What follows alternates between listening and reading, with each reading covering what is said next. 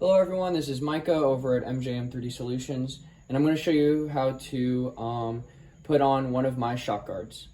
So first of all, this replaces the stock spring retainer right down here, just a complete replacement, still using that stock hardware that is already screwed on right there. So all you'll need is your 2mm driver, the shock, and the shock guard. Now at this point, you can either take off the shock completely so you can have total access, and maybe it'll be a little bit easier to replace this spring retainer, or you can just simply take off, remove the lower shock mount screw down here, twist it up, and then you'll have enough access there. It'll be a little bit rougher, but if you don't want to take off the entire shock, it's an easy other method. Now, to differentiate the left and right, for the Maxx shock guards, there will be a logo here that says Maxx, and it will always be on the outside of the vehicle. So for your left shock, you'll have the logo inscription right here on the left, and on your right shock, your shock guard will have the logo on the right. So with the Maxx guards, that's how you will tell the left and the right apart. Front and rear are the exact same. Now for the Sledge, the mounting point right here will also always be on the outside of the vehicle. So left mounting will be on the left, on the right, this is just a left, but the mounting would be on the right. Now, front and back are different, as the rear shocks are a little bit taller, so it goes up, the rear shock guards are a little bit taller, so definitely there you'll have a right and a left and a front and a back. So each one of those shock guards that you receive for the Sledge are different. Now to put these on, again, just take your 2mm driver, remove that screw off the stock spring retainer, and then you'll keep that.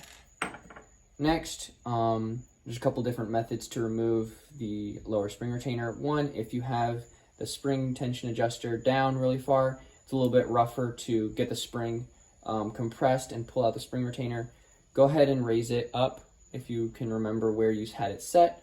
So raise it all the way up, gives you a little bit more room, a little bit easier to lower that spring with your thumb there. So I like to lower the spring with my thumb and kind of grab it like that, and then you can easily grab the spring retainer and then remove that. Keeping the spring on, we'll just do the same thing. Again, I like to point the mounting hole away, and then have the shock guard in the same orientation while aligning the pole and then wrapping it around the back. Aligning the spring and then popping the shock guard into place. Now you have that mounted. Now again, make sure that you have the left and the right, as if you mount the left on the Sledge, you'll have some interference with the arm, and it will not, you'll have limited suspension movement. So make sure that mounting bracket is pointed up.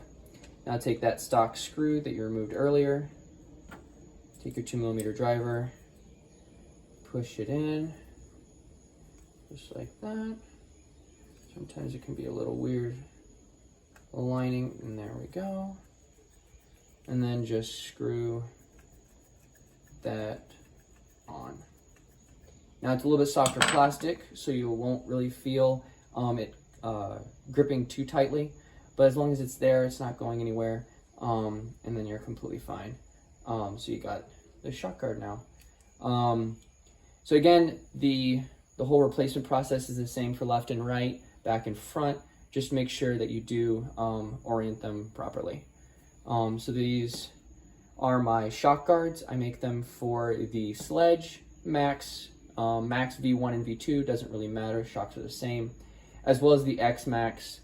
I also make them for the Slash, Rustler platforms, that includes the Bandit, Stampede, all of those.